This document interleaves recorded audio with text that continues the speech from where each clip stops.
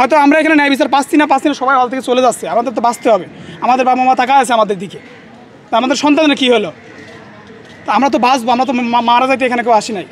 আমার বাপ প্রতিনিয়ত ফোন দিয়ে আমার বলে, আমি টিউশনি করে চলি, আমার বাবা আমার ফোন দিয়ে বলে বাবা আমার 500 টাকা পাঠা।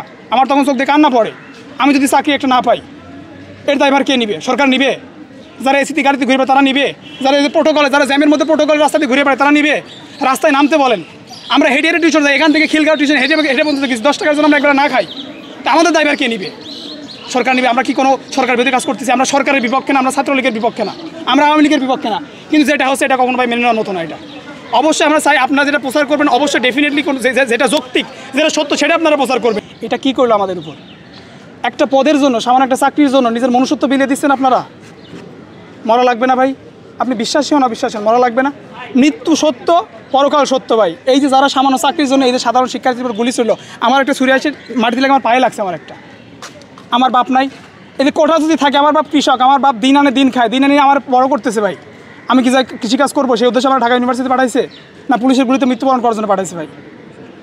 আপনারা লিখেন, এটা কেন লিখেছে ধাওয়া পাল্টাতে? এখানে ধাওয়া পাল্টাতে কিছু দেখছেন আপনারা ছিলেন সকাল থেকে, সময় শুরু থেকে ছিলেন। আমরা শান্তিপূর্ণ আমাদের যে কর্মসূচি ছিল সেটা আমরা পালন করতেছিলাম, বাট তারা কি করলো ভাই?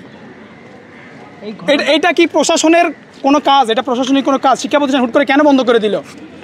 আমরা যদি ভুল কাজ করি, আমরা যদি সরকার বিরোধী কোনো কাজ করি, প্রশাসন দেখবে ছাত্রলীগ কেন আমাদের মারবে? এর জবাব দিতে হবে না ভাই?